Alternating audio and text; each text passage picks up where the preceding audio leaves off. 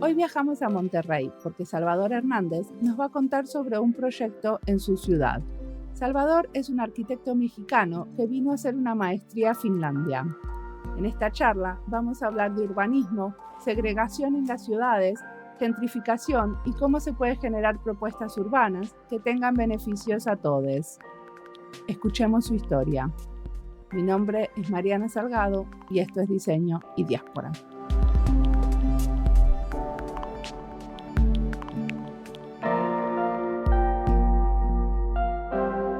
Me gradué en México de la licenciatura en arquitectura y me quedé ahí para trabajar un rato. Estuve como por 4 años trabajando en Monterrey, que está al norte del país, cerca a la frontera con Texas. Y después apliqué a Escandinavia y bueno, los países nórdicos, porque ya sabemos que Finlandia es parte de los nórdicos, pero no Escandinavia. Y al final acepté la invitación de Aalto University y aquí estoy. O sea que eras arquitecto y trabajas de arquitecto construyendo, remodelando. ¿Qué tipo de proyectos hacías? Bueno, estaba en una oficina que se especializa en diseño y construcción. Bueno, no supervisión de obra, pero más que nada de diseño. De casas unifamiliares hasta edificios departamentales, edificios públicos, y así estaba. ¿Y qué viniste a estudiar acá? Y bueno, la maestría en arquitectura, pero la especialidad es en sustentabilidad, en un programa que se llama Creative Sustainability.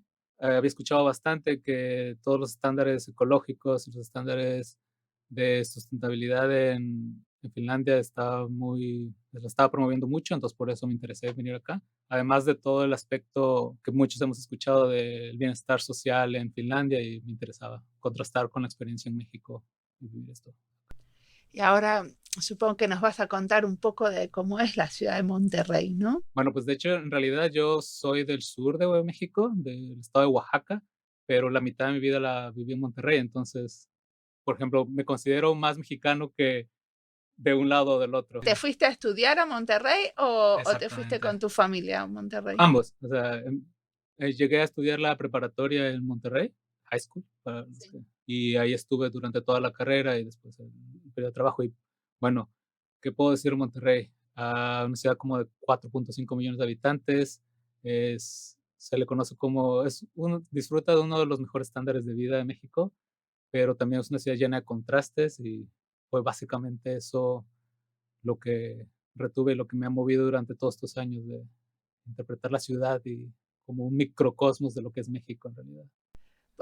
O sea, vos para tu trabajo de maestría, como hiciste un trabajo sobre urbanismo de la ciudad de Monterrey, ¿no? Así es. En realidad se dio de una forma como que muy orgánica. No me interesé en la ciudad y por lo mismo me quedé en desarrollar un proyecto urbanístico, específicamente en un área que me interesa bastante, que divide las partes más acaudaladas de la ciudad con las partes de lo que se conocen como paracaidistas en México o posesionarios en otros lados, que son como que las áreas empobrecidas de gente que llega a la ciudad sin nada y empieza a construir su patrimonio desde cero.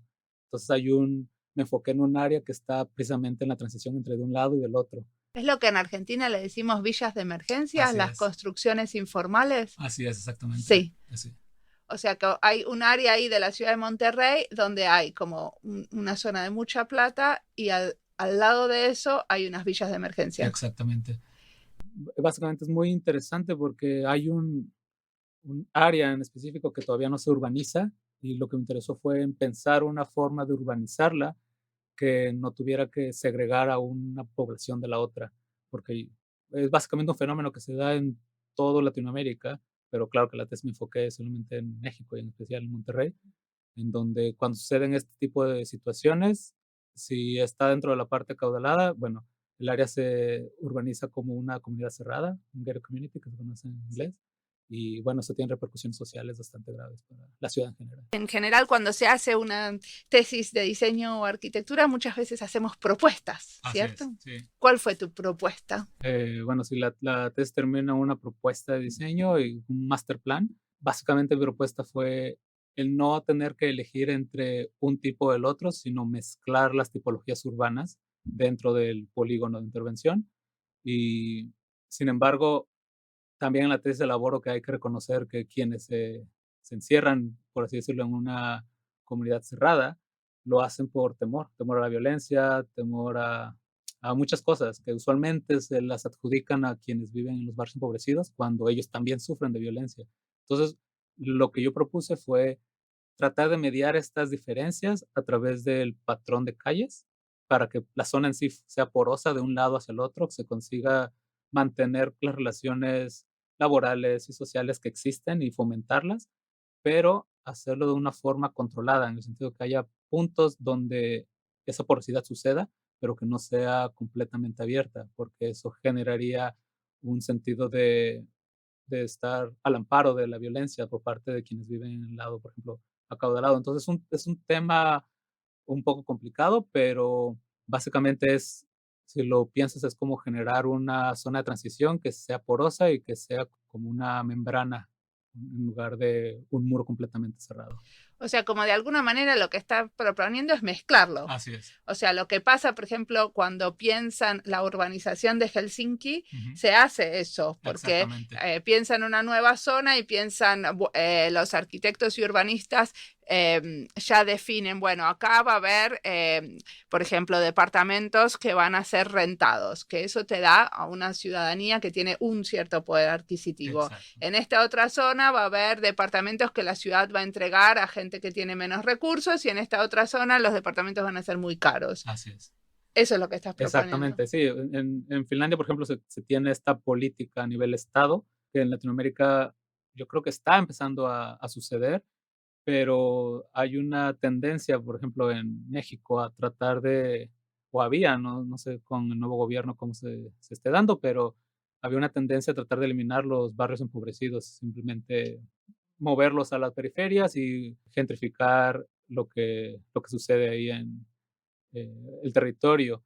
Y sin embargo, mi propuesta es tratar de revalorizar estos barrios. En realidad también son muy interesantes desde un punto de vista espacial.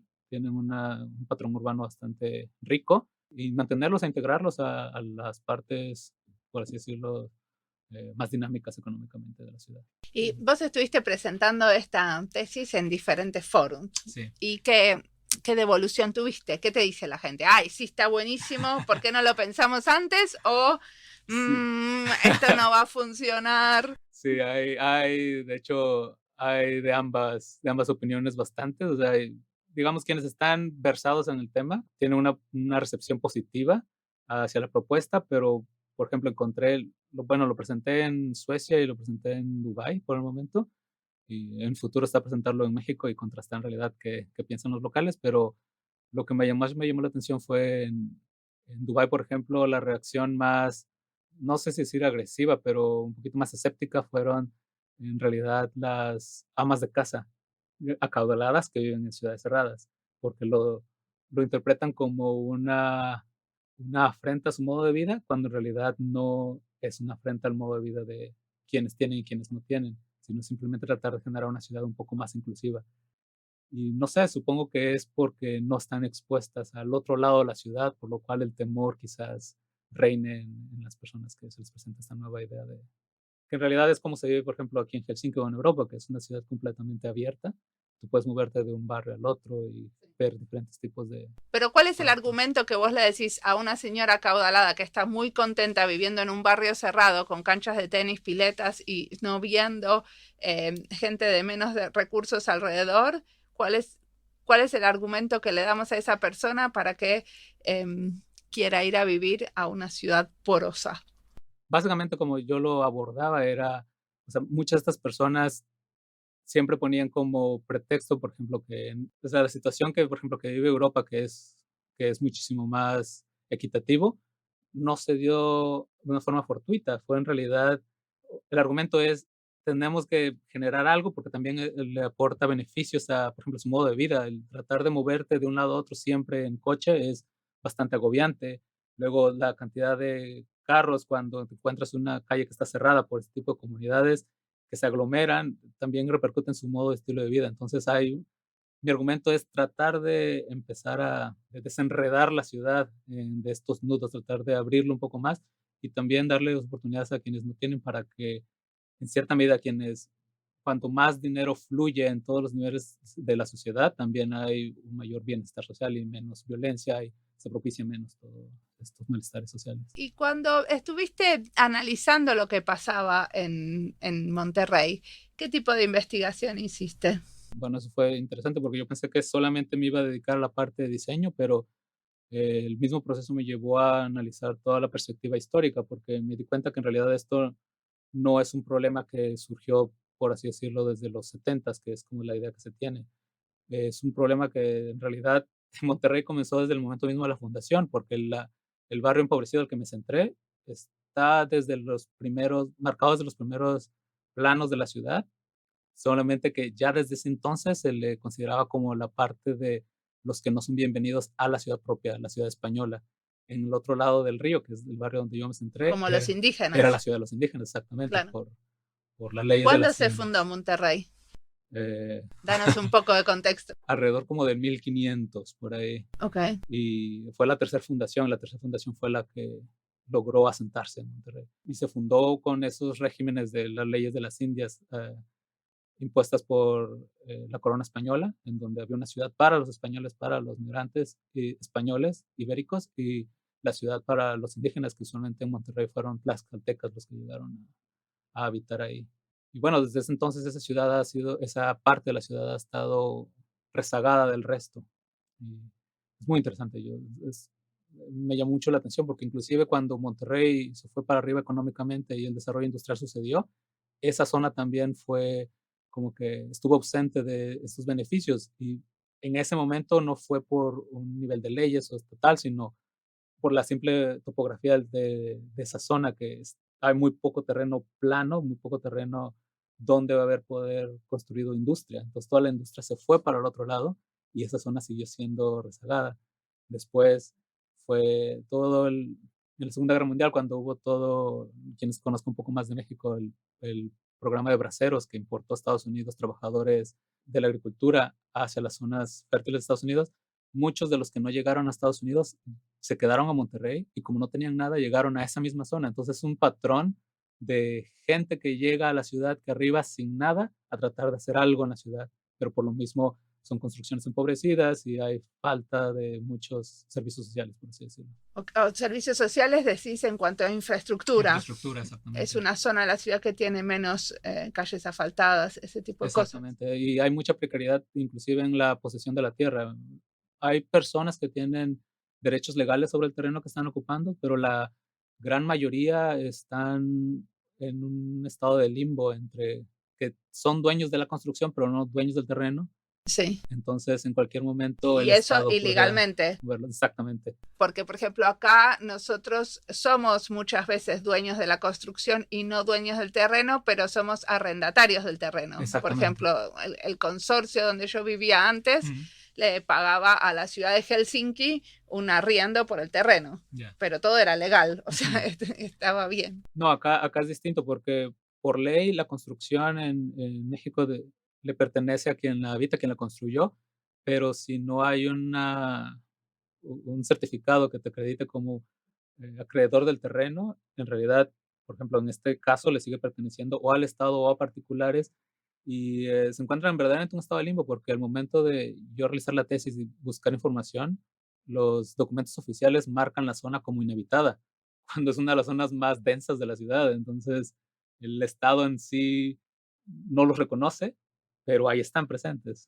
Claro, pero tienen calles con direcciones, por ejemplo, la gente puede dar una dirección y le llega una carta. Exactamente, entonces es este tipo de situaciones porque muchos tienen, por ejemplo, luz eléctrica, unos cuantos tienen drenaje pluvial, y cuando te preguntas cómo sucedió esto, cuando al fin y al cabo la ciudad los ignora, es cada que hay como, o había elecciones eh, de municipales o políticas, esas eran las formas en que los políticos pedían el voto.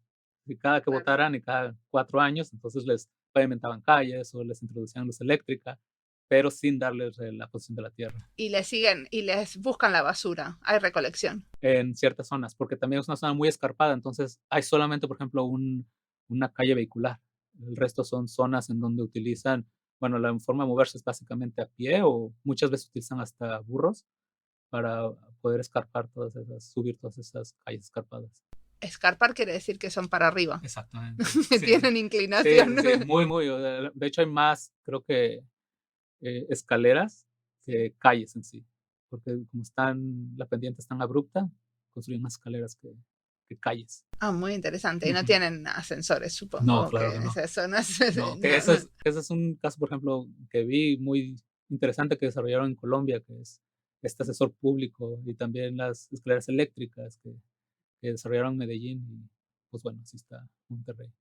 Yo lo que te quería preguntar, último sobre este proyecto, es ¿cómo te parece que Finlandia te influenció en este proyecto, en esta propuesta? Porque a mí me parece que por lo que contás, lo que hiciste es muy similar a los intentos de urbanismo de acá, ¿no? Donde hay como un acento claro en tratar de que no haya una gentrificación. Uh-huh. Pues sí, creo que lo que me influyó también bastante fue el haber estado ya tanto tiempo, 4 años fuera de México y del contexto, que logré un cierto desapego, que para mí fue importante para tener una idea objetiva del tema a tratar, pero en realidad al vivir aquí en Finlandia y darme cuenta de que estas situaciones no se dan, llegué a muchas conclusiones que mucho de las aflicciones de la desigualdad en México obviamente tienen su origen en el modelo económico. Sin embargo, por ejemplo, desde la arquitectura uno no puede influir directamente sobre la economía y el modelo económico, pero lo que se puede hacer es tratar de amedrentar los efectos de la mala distribución de riqueza, por ejemplo, que sí lo tiene Finlandia controlado a través de su modelo económico, pero en México lo que podemos hacer es a través de las ciudades generar estos puntos de encuentro y no sé, un progreso económico a través de diferentes clases. Y bueno, ¿qué más? ¿Cómo me influyó Finlandia? Bueno, muchos aspectos políticos que toqué en la tesis, pero ahorita es... ¿Cuáles son los aspectos políticos? Bueno, por ejemplo, el hecho de que aquí no hay bastantes zonas que están privatizadas, o sea, como por ejemplo la ciudad. En Monterrey en sí, la parte en la que me enfoqué, yo no lo sabía, de hecho, tras la investigación me di cuenta que la zona más acaudalada de la ciudad de Monterrey, que es una zona específica del municipio de San Pedro, que forma parte de la ciudad, en realidad esa zona pertenece a unos cuantos inversionistas. Por eso se construye mucho, por eso hay más servicios, eso es lo positivo, pero lo negativo es que al momento de ser una zona privada, que es la ciudad es privada, en realidad privatizada, son ellos quienes pueden decidir qué sucede, qué no. Por ejemplo, por así decirlo, si alguien quiere hacer una huelga por un mal pago o porque sus derechos están, por ejemplo, siendo transgredidos en alguna forma, y tratan de reunirse en parques que parecen parques porque funcionan como parques, en realidad los pueden sacar del parque porque no es parte de la ciudad, no es un espacio público, es un espacio privado al cual se les da acceso a todo el público, pero tienen derecho los dueños de decir qué sucede y qué no. Entonces hay un poco de transgresión a lo que es el espacio democrático. No es un espacio democrático, es un espacio privado. Entonces, pero esto se da muchísimo en México, supongo que en Latinoamérica en general también, que el espacio, la ciudad se privatiza. Entonces, cuando la ciudad se privatiza, ¿dónde queda la democracia? ¿Dónde queda el derecho de poder manifestarte en las calles? Que en realidad es cuando se llevan las cosas a las calles, es cuando empiezan a sucederse cambios para el bienestar. Sí, bueno, pero la gente que quiere manifestarse puede ir a alguna plaza pública que tiene que haber.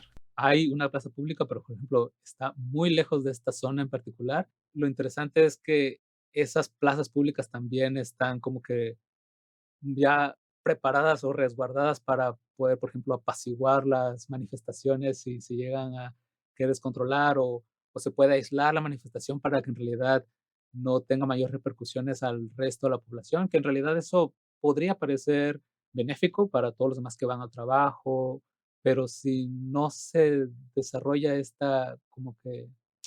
O sea, como que no hay lugar para la fricción. Exactamente. Si no hay fricción, en realidad, por ejemplo, los movimientos políticos y sociales no le van a prestar atención a las demandas que estas personas están tratando de hacer llegar. Ahorita un caso muy, muy contemporáneo, por ejemplo, las manifestaciones que suceden en Francia que tratan de lograr algo, Sí. o por ejemplo afectan a la sociedad. Los chalecos amarillos. Los chalecos amarillos, o ahorita lo de las pensiones que están luchando, sí afectan al resto de la población que no está directamente luchando y es molesto, pero digamos que gracias a eso se tienen que abrir o forzan a las autoridades a abrir diálogo. Pero sin embargo, si se suceden en ciudades en donde solamente puedes manifestar en específicamente en este perímetro, donde en realidad no afectas a nadie, pues no pasa de ser un grupo de gente que está en medio de una plaza sin mayor a menor Claro, bueno, repercusión. pero en Argentina por lo menos el movimiento piquetero empezó, no sé si lo conoces, cortaban las avenidas, rutas y los accesos a Buenos Aires. Ujú. Entonces ellos empezaron, también obviamente van a la Plaza Central a demostrar, pero empezaron cortando los accesos a Buenos Aires en vez de ir a la Plaza Central, porque también eso tenía mucha más repercusión. Ya. Sí, sí, sí. Bueno, en el norte de Monterrey eso casi no se da, pero en el sur es lo usual, que también bloquean calles. Pero bueno, yo creo que eso nos puede tomar otro programa entero acerca de eso. Totalmente.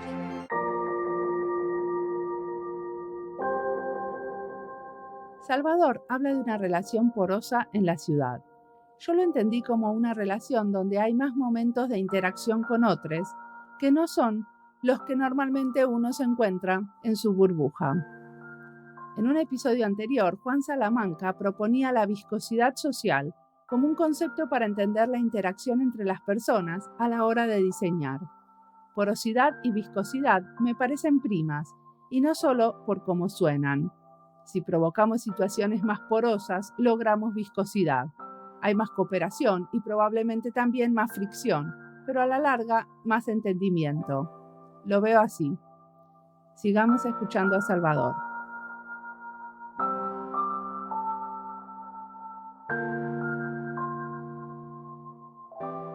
Algo que te quería preguntar ahora saliendo un poquitito de la tesis es ¿qué pasa con el muro de Trump ahí cerca de Monterrey? Bueno, Monterrey está como a 2 horas de la frontera en sí, pero no hay, pero es parte del plan construir todo el muro con la frontera con Texas. Entonces, obviamente va a repercutir en la relación binacional entre lo que se conoce como la región Tex-Mex, incluye Monterrey, que es lo que muchos consideran la tercera nación, que ni es México ni Estados Unidos. Entonces, ese muro es controversial también desde el punto de vista cultural. O sea, ¿cuál te parece que va a ser la repercusión cultural? O sea, que va a haber más aislamientos de las dos comunidades. No sé, la verdad no tengo la respuesta, pero me he preguntado cuál sería en realidad la repercusión cultural, porque yo lo que, lo que viví fue que en realidad la cultura es muy similar, entonces en realidad hay una población ya integrada, por así decirlo. Es solamente un sector específico de la población americana que está a favor del muro, digamos, a tratar de evitar una tendencia que es, por ejemplo, esta mezcla entre México y Texas, que ya está, supongo que ya es muy difícil de revertir, pero Pero hay muchas familias en Monterrey que tienen gente en Texas y viceversa. así es, sí, de hecho, de todos estratos también, porque usualmente, por ejemplo, cuando se piensa en este tema binacionales, son las gentes empobrecidas que se van a Monterrey, que se van a Texas a vivir, pero no, es una relación que de hecho también me di cuenta en la tesis, empezó desde hace muchísimo tiempo. La razón por la cual Monterrey goza de un auge económico también desde sus inicios fue la relación que tenía con los estados sureños de Estados Unidos para la importación y exportación del algodón. Por ejemplo, durante la Guerra Civil Americana, Monterrey era el paso obligado de todos los productos. Entonces, inclusive más recientemente, cuando hubo problemas graves alrededor del 2000 de inseguridad en Monterrey, la gente más acaudalada de Monterrey emigró a Texas. Entonces, la inmigración es un proceso constante entre Texas y Nuevo León y en específico Monterrey.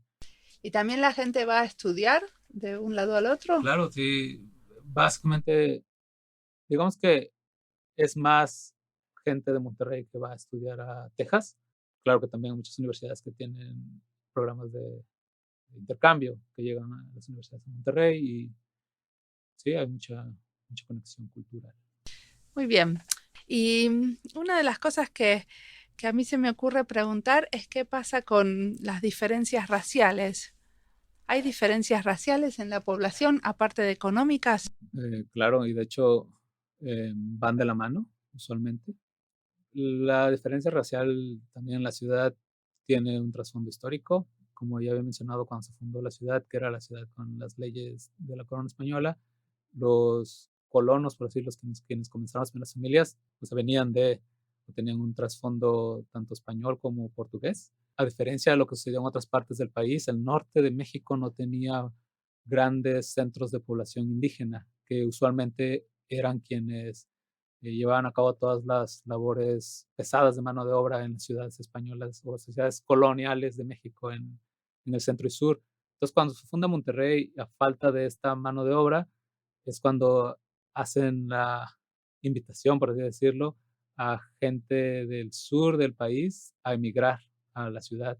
Fue cuando se funda esta zona empobrecida que ahorita se llama Independencia, antes se llamaba San Luisito, y llega esta gente a vivir acá, siempre segregadas los unos del otro. Obviamente las leyes favorecían a los colonos de tez blanca, por así decirlo, y ellos fueron quienes empezaron a desarrollar la ciudad, a generar dinero, y los otros estaban desposeídos o en condiciones muy precarias. Y a lo largo de la historia lo mismo, gente del sur tratando de tener mejores condiciones de trabajo en la industria creciente de Monterrey, llegaba a la ciudad, pero también por lo mismo de este foco de atracción, era gente que no tenía nada. Entonces, es un ciclo, por así decirlo, positivo o virtuoso, por así decirlo, en que no positivo en el sentido de que sea bueno, pero positivo en que se alimenta a sí mismo, de zonas empobrecidas que en realidad tienen gente de una sola, Raza. siempre una sola raza, que siguen recibiendo gente de ese mismo nivel económico, también con la misma raza, entonces habitando los mismos lugares de la ciudad, entonces tienes una ciudad bastante sectorizada. O sea, y por ejemplo, las universidades no tienen cupos para gente, para indígenas o gente que tenga otros orígenes para justamente hacer a la igualdad social. Sí, esas políticas de movilidad social sí existen, pero creo que están no explotadas al 100%, pero igual, por ejemplo, tratar de implementar este tipo de políticas a nivel universidad ya trae arrastrando todas las desigualdades anteriores, esa gente que ni siquiera pudo haber estudiado la primaria porque no tenían las condiciones en sus colonias y tienen que desplazarse mucho, jamás van a llegar a la universidad, entonces no se pueden beneficiar de eso. Entonces, hay muchas áreas de oportunidad, creo, para lograr esta integración social. Sí, pero bueno, fue muy interesante que nos contaste cómo desde el urbanismo se puede hacer algo, ¿no? Claro. Como también las políticas públicas que tienen que ver con cómo se atrasa y cómo se decide quién va a cada zona de la ciudad puede influenciar a la movilidad social. Exactamente. Creo que es lo más interesante a lo largo de mi proceso de tesis, que el darse cuenta que en realidad la arquitectura no hace política en sí, pero promueve o puede prestar las condiciones para que en realidad los movimientos sociales se desarrollen. ¿Y eso no es una manera de hacer política para vos? Tiene una carga política, pero, por ejemplo, cuando se piensa de que la arquitectura es social, pues, o sea, en realidad los edificios no van a generar un levantamiento social a favor de tal o cual, pero las calles, el hecho que haya acceso. Pero esa no es la única manera de ser social. Claro. Sí, pero no sé, lo que me pareció también muy interesante en la tesis fue precisamente que hay ahorita una casi batalla entre las diferentes escuelas de pensamiento en la arquitectura, en un momento en donde muchos abogan que la arquitectura en realidad no debería de meterse en temas políticos y sociales porque abruma a la disciplina en realidad, que debería de centrarse simplemente en espacio y forma. Claro que como latinoamericanos tenemos esta noción de que en realidad tenemos que abordar temas sociales porque lo vivimos día con día, pero por ejemplo, en muchas escuelas de pensamiento se piensa que no debería que la arquitectura debería centrarse simplemente en forma, espacio, luz. Pero cualquier espacio también es una decisión política, ¿no? Si uno tiene la cocina integrada al living o no, o la persona que cocina, que mayormente es la mujer, está completamente separada de la dinámica familiar durante ese momento. O sea, ya cuando estás creando un espacio, hay una decisión. Hay una decisión, exactamente. Y digo, compartimos creo que la misma opinión, pero también es importante reconocer que hay personas que piensan completamente lo contrario, que en realidad ni siquiera deberíamos de abordar este tipo de temas. Claro que yo supongo que también las personas que piensan de esa manera es porque viven en sociedades en donde, digamos que los medios para manifestarte políticamente funcionan. En Latinoamérica no funcionan muchas veces. Entonces, nosotros como profesionales, en cierta medida también como gente privilegiada que tenemos oportunidad de estudiar, tenemos, creo, creo yo, una responsabilidad de abordar este tipo de temas, porque tenemos posibilidad de pensar en este tipo de temas y crear las situaciones en donde también sucedan este tipo de cambios que queremos todos, ¿no? Totalmente. Y después de la tesis, ¿qué es lo que vas a hacer ahorita? Después de la tesis, pues bueno, ahorita sigo leyendo acerca del tema porque estoy muy interesado en desarrollarlo más a través de un doctorado. Tengo ahí unas propuestas abiertas, pero creo que me tengo que enriquecer un poco más sobre cuál vertiente, cuál rama de este aspecto urbano y social al cual enfocarme. Igual sigo haciendo cosas por mi cuenta de diseño en México ¿Trabajas y a distancia? a trabajo a distancia, exactamente. Y aquí igual en Finlandia, aquí también estoy tratando de ver con amigos que podemos desarrollar. O sea, tienen la propuesta de quizás armar un estudio o algo por el estilo. Sí. Y cuando trabajas a distancia, ¿trabajas haciendo urbanismo o trabajas? No, trabajo más que nada haciendo arquitectura, porque es básicamente todo mi trasfondo en México era básicamente como arquitecto, me refiero a construcción y diseño de edificios, no tanto a nivel de planeación urbana. Ahorita que me estoy interesando también en urbanismo, estoy viendo qué posibilidades hay porque tengo contactos o conocidos que trabajan sobre este mismo tipo de temas en Colombia, que es como que a quién seguir, digamos, en Latinoamérica, que estaría interesante ver cómo aplicar este tipo de experiencias a nivel México. Muy bien. Y decime, Salvador, ¿qué cosas te están inspirando? ¿Qué me inspira? Bueno, ahorita lo que más me ha interesado, también surgió a partir de la tesis, es explorar todos los avances tecnológicos y computacionales para abordar este tipo de temas.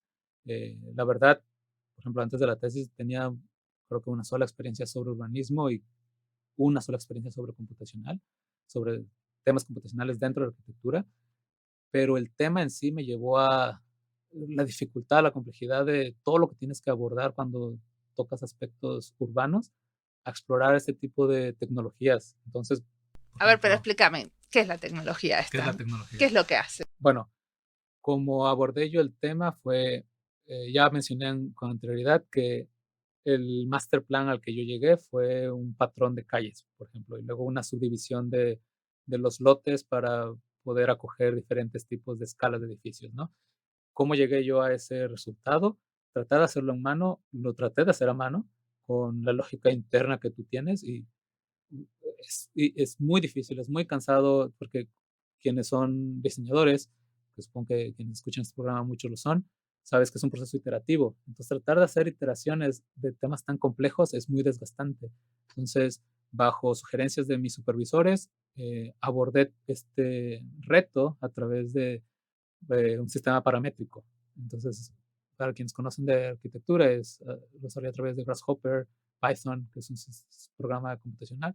Y lo que yo hice fue definir la lógica de los patrones de las calles de las diferentes zonas de la ciudad que colindan con mi polígono, que están ligadas también al nivel adquisitivo, a la forma en cómo la gente se mueve ahí. Hay zonas, por ejemplo, que tienen avenidas muy grandes porque se mueven por coches, por carros, y hay zonas que tienen calles peatonales que están, por ejemplo, fragmentadas, que tienen estas escaleras que están directamente relacionadas con el poder adquisitivo porque como no tienen coches, se tienen que mover a pie. Entonces es la forma más eficiente. Yo a través del programa lo que hice fue definir esta lógica y después una segunda lógica en donde yo decía cuánta influencia de cierto patrón tiene para que influya dentro de mi polígono, dentro de mi terreno. Y al final el programa lo que hizo, o sea, mi algoritmo lo que hizo fue generar diferentes propuestas de, por ejemplo, a un 50% de influencia de uno y del otro. Ahí está 5 propuestas y yo como diseñador, lo único que me tocó al final fue elegir cuál de esas me parecía la más adecuada y desarrollar sobre esa. Entonces, lo interesante de incorporar tecnologías dentro de la arquitectura es que el proceso vuelve mucho más eficiente, también mucho más rico porque puedes explorar muchas otras vertientes y básicamente es muchísimo más rápido. Entonces, es lo que ahorita me apasiona, tratar de seguir explorando la parte paramétrica, la parte computacional. O sea que vos lo que hiciste es definir el algoritmo que mezcló el tipo de urbanización. Así es. Como de ricos y de pobres. Así es, exactamente. Entonces, ¿cómo se vería? Me la estoy explicando para mí. No, pero lo entiendes muy bien. O sea, es cómo sería la ciudad si esa mezcla se sucediera. Por ejemplo, si fuera completamente igualitario, 50-50, ¿cómo se verían las calles entonces? Y si no fuera 50-50, si fuera 75-25, entonces las calles a lo mejor se vuelven un poco más anchas, más aptas para coches y viceversa. Entonces... Muy bien, buenísimo. Muchísimas gracias. Gracias. Hoy tuvimos Gracias una clase de urbanismo.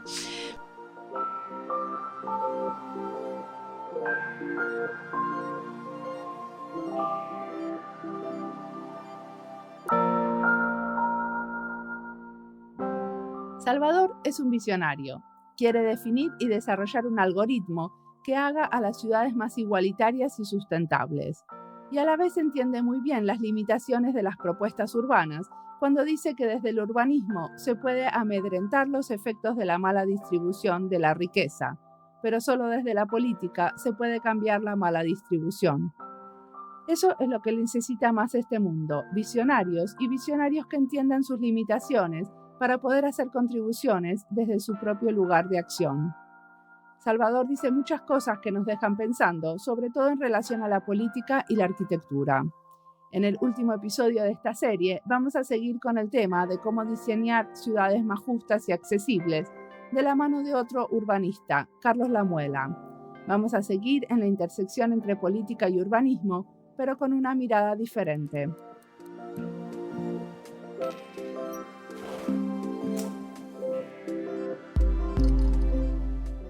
Como siempre, la música del podcast es de Antonio Zimmerman. La edición de sonido de este episodio es de Andy Fechi. Este podcast está publicado con licencias de Creative Commons con Attributions. Esto fue Diseño y Diáspora. Pueden seguirnos en nuestras redes sociales, en Instagram y Twitter, o visitar nuestra página web diseñoydiaspora.org. No olviden recomendarnos. Nos escuchamos en la próxima.